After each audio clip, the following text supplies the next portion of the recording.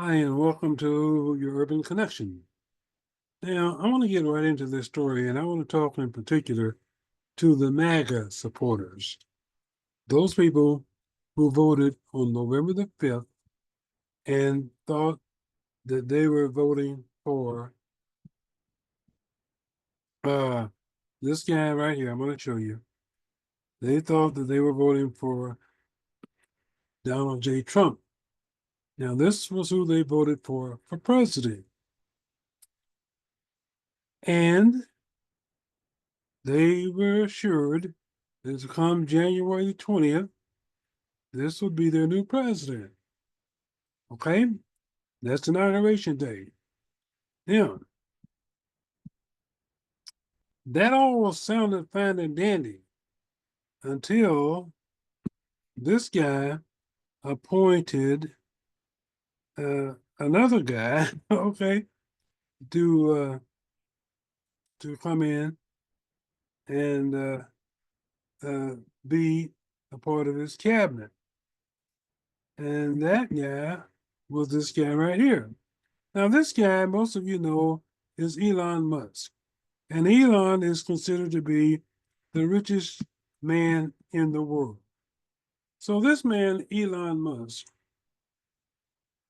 comes in during the campaign, and he invests over $275 million of his own money to help to elect the previous guy that showed you, Donald J. Trump. And he is credited with having helped tremendously elect Donald J. Trump as president. So this guy could never, ever be president of the United States under the current regulations and requirements because of the fact that the very first requirement is that you have to be a born resident of the United States to be eligible to run for president of the United States. Now, unfortunately or fortunately, depending on how you want to look at it, Elon Musk was not born in the United States. You see, Elon Musk was born in apartheid South Africa, okay? And then he migrated to Canada, and then about a year later, migrated to the United States. Now, by all means, all accounts, he is a very successful businessman. He owns Tesla, he owns SpaceX, and he owns several other businesses. So we've got to give him the credit for being smart in a business sense. But he comes in to this arena thinking he's bought himself a presidency. So now, even before the official president-elect can be sworn in on January the 20th, because it hasn't arrived yet, Elon comes in, and because of the fact that he's been appointed to a position in the official president's cabinet, he comes in and thinking he can throw his weight around. Okay? Well, I want to tell him, Mr. Musk, you are just like Donald Trump when he first entered the arena in 2014. When he was elected in 2015, sir, he thought he could run the government just like he runs his businesses, only to find out that's not the way the government works. You see, when you run your own business, sir, you can be the boss. And you can say with confidence, it's my way or the highway, because you can make that happen. And that's what Donald Trump thought when he was first elected. But this time he knows better. And you're going to learn real fast. As a matter of fact, I think you just learned your first lesson today. Because you cannot go in and think that you have a lot of weight to throw around. No, sir. You have a lot of money to throw around, and nobody can question that. But in the United States government, sir, when you start to throw your alleged weight around, you have to be held accountable by Congress and by a Senate, okay, and by the courts, U.S. courts. So today you found out, sir, that you don't have the authority to make demands and commands of the U.S.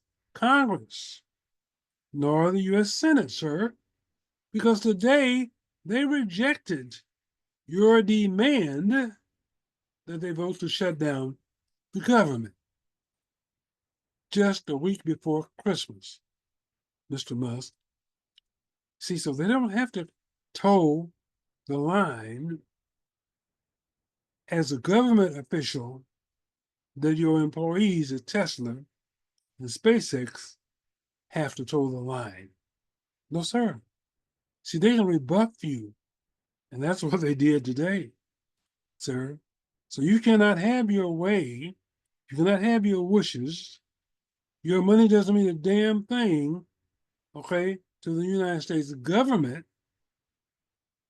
okay? They don't have to kowtow and bow down to your every wish and command or demand.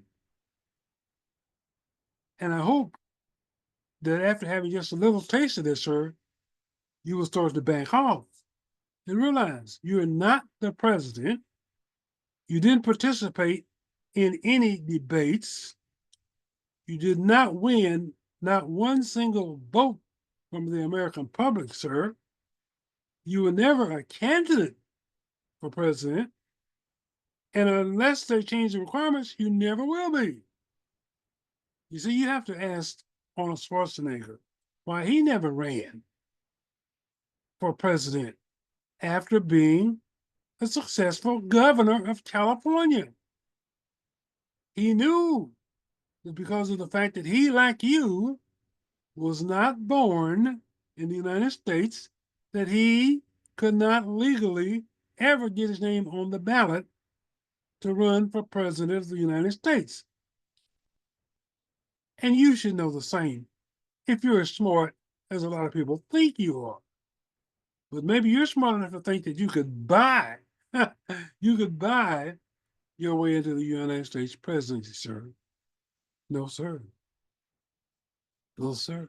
And I want to tell you another thing, sir.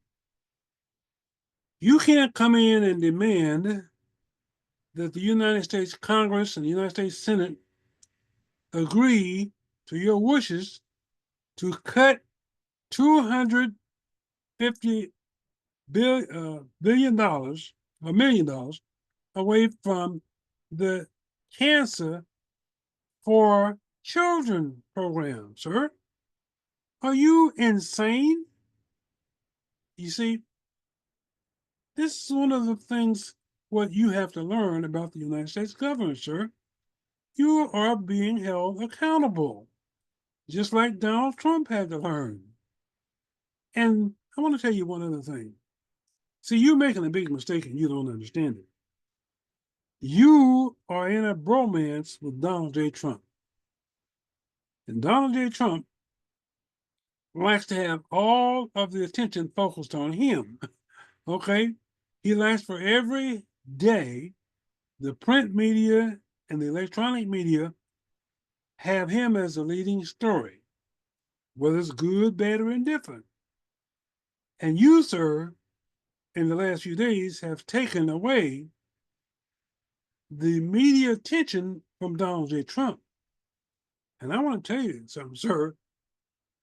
If you keep this up, you're going to find that that bromance that you have with Donald J. Trump is going to be short-lived, okay?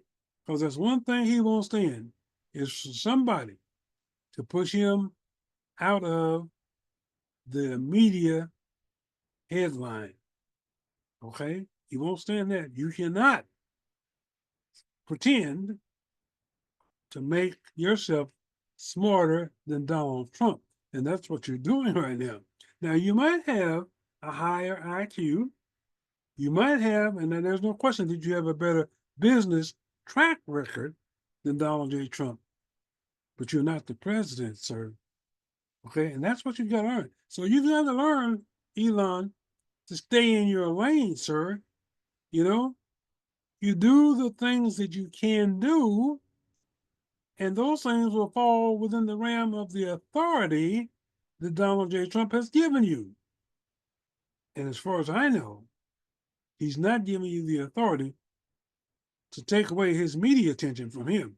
That's the one thing you don't do, because, as far as he's concerned, you're double crossing him.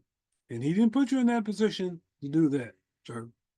So calm it down, cool your heels, buddy, and realize before it's too late what you can and cannot do as a member of his cabinet. But you're not his co-president, you're not America's president, and you never will be as long as we have the requirements in place that are in place today.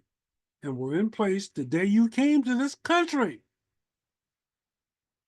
It was a requirement that for you to ever consider or be considered for the United States presidency, you can't go there. You might go back home. You might go back to South Africa, and maybe that might work there, but that won't work here, sir. So cool your heels, count your money, okay, and make more money. Now, I want to say this. I give you credit for this. You, at the start of the campaign for Donald Trump, had a net worth of approximately $275 million. $1 billion. Now, your investment in Donald Trump has paid off very, very well for you, because since his election less than 2 months ago, your net worth has increased and almost doubled. You see, you've made about $200 billion just since November the 5th. So now you have a net worth of over $400 billion, sir. So your investment paid off handsomely. Now, I know you're not finished as far as you're concerned, because there's some things and policies that you want changed that would affect your businesses in a positive way if the Congress and the Senate are supportive of the ideas you have in mind.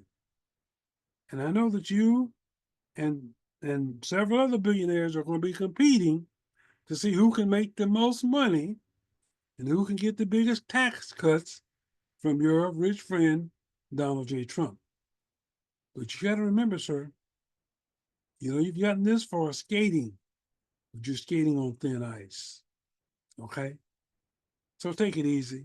Okay? Slow down, have fun, make plenty of money, all at the expense of the middle class and low class working people of the United States. Because every dime and every dollar that you're getting, sir, is coming from the American taxpayer. All right? But have fun, sir. You have my blessings. Okay? Thank you very much, sir. All right, folks. That's my show for this evening. And I hope you've enjoyed this. If you have, leave a comment in the comments section. Okay? And don't be afraid to hit that subscribe button. Okay? See you next week. Or maybe not next week, but see you later. Oh, and Merry Christmas.